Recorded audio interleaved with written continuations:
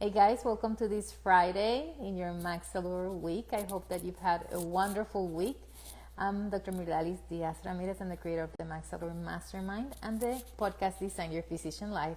And today we're going to be talking about a very important topic. It's that one of physicians have addictions too. This week in our podcast, we had Dr. Daniel Hockman, and he's going to be joining us shortly. Hopefully he will be able to, we were having some technical difficulties trying this earlier, and I'm hoping that he can join us and tell us all about his platform where he precisely helps physicians and many other patients with addictions. In my experience, I have to tell you that I've been an anesthesiologist, right? I trained in anesthesiologist. As an anesthesiologist and interventional pain physician, I'm doing functional medicine these days. And for anesthesiology, we know that unfortunately up to 10% of anesthesiologists can have some type of addiction. And so if we're in a room, imagine you're with 10 anesthesiologists, one of us could be dealing with that. During my career as a resident and as an attending in a big hospital, I saw it a couple of times, and it really destroyed lives. Very interesting points that Dr. Hockman made about addiction. You cannot design your physician life if you're really not thinking right. And he made some interesting points during our podcast, Design Your Physician Life, that was released this last Tuesday, and I hope that you can go and check it out. Things that we call myths about what happens, why people really go into addiction. Is it the substance or not?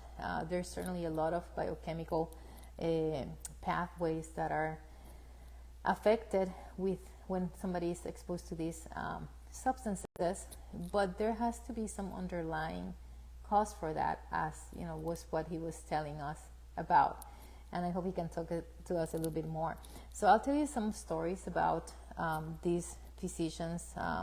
Unfortunately, one of them was a resident, and I never witnessed it myself in person, for this particular one, but we certainly had access. As an anesthesiologist, you can have access to so many medications that are intended for the patients, and when your mind is not in the right condition, unfortunately, then you have that access, and that might be a way out, right?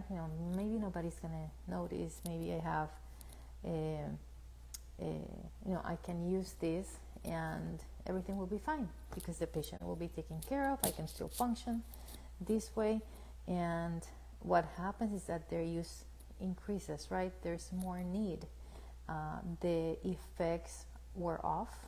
Maybe we don't feel as, that sense of calm or distraction that we were looking. That exit sensation is not the same as before. We get used to it, and then we want more, and as we want more, we need more. Then you start your systems that you had built when you were kind of not under the influence of your drug starts to break down, and your work starts to be affected, and then there you are. So this particular resident was found in a stall under the influence and an overdose.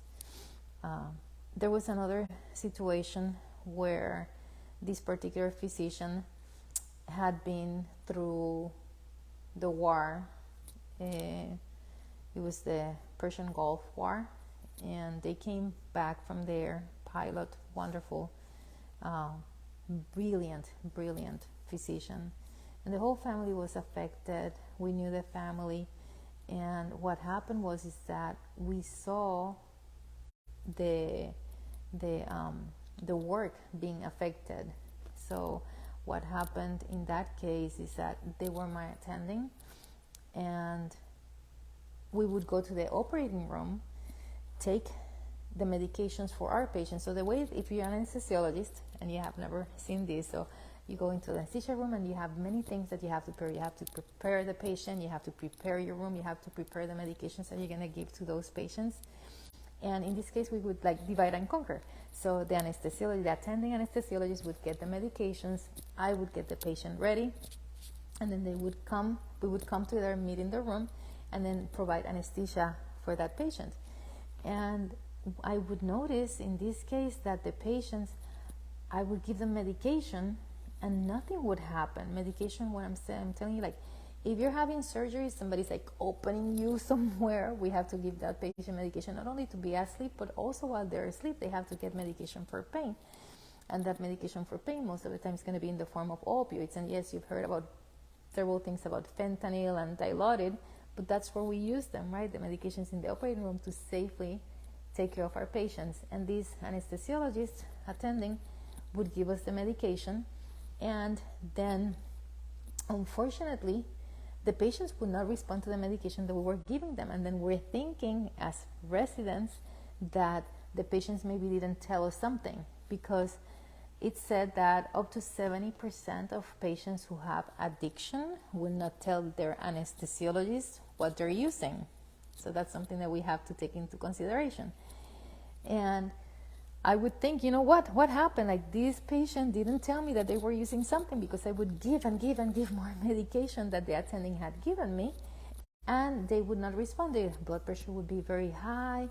It was, very dangerous for the patients. And then the pharmacist who provided the medication for all of our cases, because when you get the medication, you have to go through certain rigorous record keeping, and so that pharmacist started noticing that the cases that were under this particular anesthesiologist, attending anesthesiologists, were taking way more medication. And then an investigation started, and they found that the medication was being diluted by that anesthesiologist. So they came from the war. They had the effects of some mental health illness from the war related to that. And then they had access.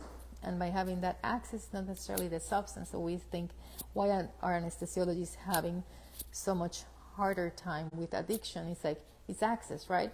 So from what we learned, if we put one together, we learned from what Dr. Hockman told us in terms of what's the basis for addiction. It's basically that you have some underlying mental health illness that maybe hasn't, that hasn't been treated, like anxiety or depression.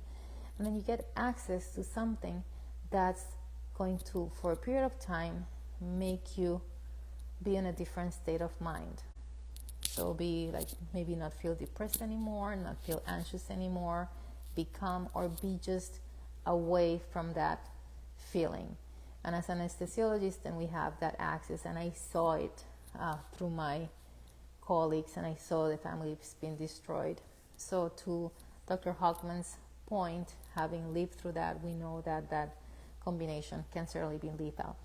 So we're hoping that he can make it here. If he cannot make it, I want you guys to take a look, check out our podcast, Design Your Physician Life, and you can listen to his whole story. One of the things that, and before I forget, please #live, #replay, so that this can be shared with others. One of the things that he told us that we don't think about, because luckily most of us will not go through a problem with depression or anxiety that will lead to an addiction in medicine. But for those who are going through that, there's some programs in the hospitals and the companies where they have psychologists available. But the challenge that they've seen is that these programs are not anonymous. So he has created a platform, Daniel Hockman did, a platform where physicians can go there, or anybody with addiction, and they get treated for the depression, anxiety, underlying diseases that have led them to the addiction under an anonymous situation. If you think about, as physicians, how much we lose, if somebody reports that they have an addiction, it's like you lose your livelihood, right? And it's one of the challenges that we have in medicine with physicians who are impaired. We're really very careful. There's many programs these days that many states will have to help those physicians recover. But still, there has to be something in between that time where the physician has finally recognized that there's a problem with their addiction and the point where they can really go to a medical board and admit that they have that problem, so they can go through their process as well. So this platform that has been created, and once again, go to our podcast, Design Your Physician Life with Daniel Hochman. Let's chat about, physicians have addiction too. He talks about that platform where you can go anonymously, be treated, and then it will allow you to be able to deal with your next steps in your medical career. So the hospitals will have these programs where you can go to the psychologists, and the psychologists are evaluated, and then once you are in that program, people will know that you're in that program. So one of the things that he mentions is that by having these anonymous resources, people will really get treated. So how do they get treated? And that's one of the myths that we were discussing, is the myth of saying that the substance is the problem. And to tell you the truth, that's out of the scope of my practice, addiction medicine. But as an interventional pain physician, I have certainly seen many patients who have struggled with addiction. Your body can get dependent to an opioid even within just 3 to 5 days of getting that opioid. So if you're somebody who was involved in an accident or it requires surgery, emergency surgery, whatever it is, even within that short period of time, your body will get used to that. That doesn't mean that you're addicted. What means is that your body, like the same way, like if we take something like a steroid, right? You go through a bronchitis and they give you some steroids, your body will get used to those steroids. When those steroids are abruptly taken away, then your body will react. You're going to have steroid withdrawal. So you can have opioid withdrawal just within that short period of time for something that you really have not had an addiction.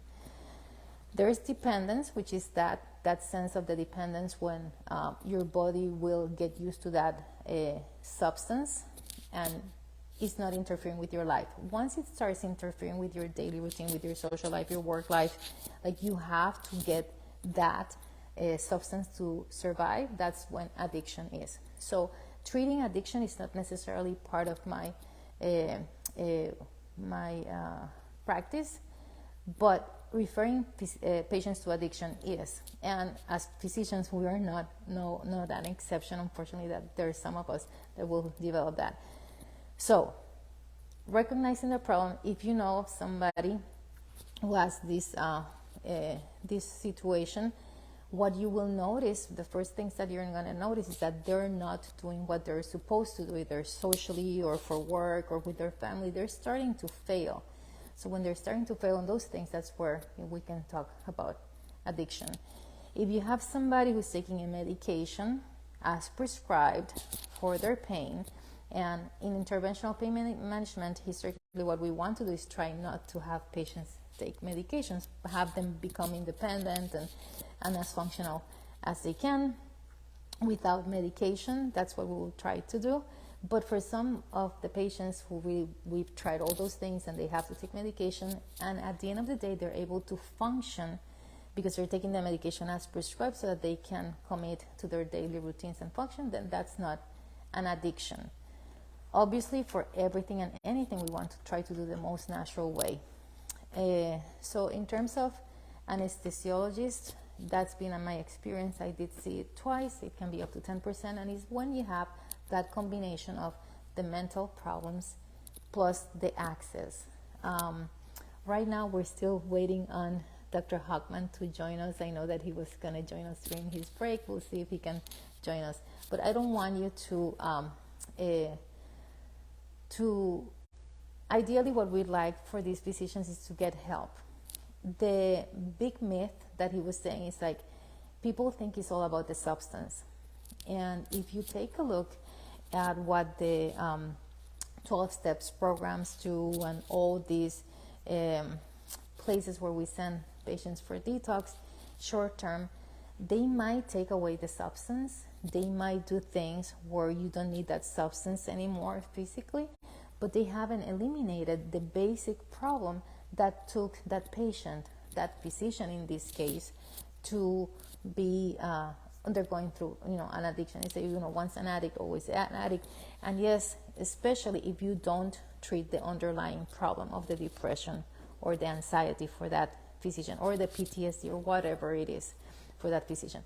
So those were very big, huge points that he brought. One is that addiction is not all about the substance.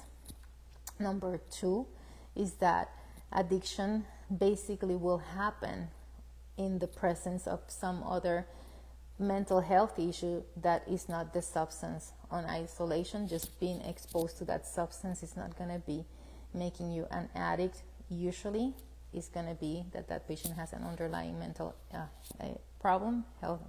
And then the last one is basically that if you have somebody who's like that, then they will do better if they have an anonymous way of dealing with the issue, especially if they're a physician. And I'm glad that he has made this resource. Go ahead, take a look at our podcast, Design Your Physician Life. Our last episode was released this Tuesday with Dr. Hockman. And check it out. Check out the platform. And if you have anybody, that would be a great resource for them. The way that they work is that they have some courses that the person who enrolls is going to go through, so some basic things, skills that they're going to learn. And they can have also some visits that are telemedicine for them, and nobody has to know about it, just them. And I guess that once that physician is ready for the next steps, then they can do the other things that you have to do, as a responsible physician, to be able to take care of yourself and take care of others. Then there's going to be other programs that you can do if that step needs to be taken through the state, through where you work. And I'm very I think about this a lot, because that family that was affected when I was an anesthesiologist was really a whole family that we all loved. These are people who are not meant to be. They lost the anesthesiologist. They lost their license, and luckily he was able to recover in a way where they have contributed to the education of others, not necessarily as an anesthesiologist, but in some different role. And that family, at least for that period of time when I saw them, was able to recover. But it's not something that the stigma of it, you should not leave them aside. They can still be very good members of our society, especially if those baseline conditions are treated. Having mental health condition in your family is something that really has touched our family and our friends. And I think everybody, especially now that we're doing functional medicine, we see so much depression and anxiety that happens related to hormones that people don't get treated. So there's a lot of things that go into account when we're dealing with addiction and mental health illnesses that we don't necessarily will take care of in a normal way, in the normal systems that we have built in conventional medicine, treating depression and anxiety, even once you reach your 40s and your 50s, without really doing a full hormonal panel. That's really not the way that we should be treating that these days. We know how hormonal changes can produce depression and anxiety, mental health illness, and how we can reverse that through toxicities, through problems with our food. So nowadays we have resources. One of these resources is this project from Dr. Daniel Hockman. Unfortunately, he's not joining us today, and he was in his lunch break, and maybe we'll have another recording from him at a different point. But we have now resources where we understand. So once again, I invite you guys, if you know of anybody, if you are having a problem with addiction, if you're a physician with addiction and you want to design your physician life, you can redesign it again at any point in your life. Listen to that podcast, look for resources. There's hope, there's help available. We're understanding better how things work.